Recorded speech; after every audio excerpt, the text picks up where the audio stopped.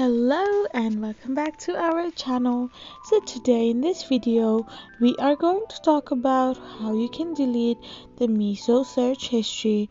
So without wasting much of our time, let's dive into the video. So first of all you need to do is to scroll to your homepage and tap open the Meesho app.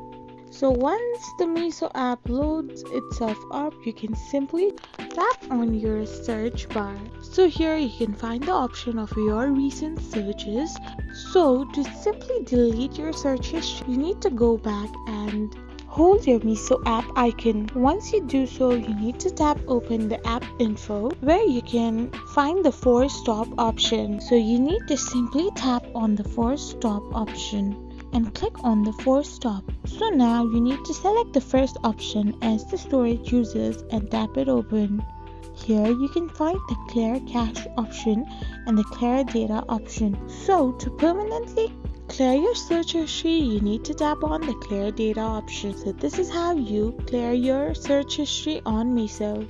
I hope you found this video helpful, so don't forget to hit that subscribe button and do give us a thumbs up. We will be back again with these informative videos.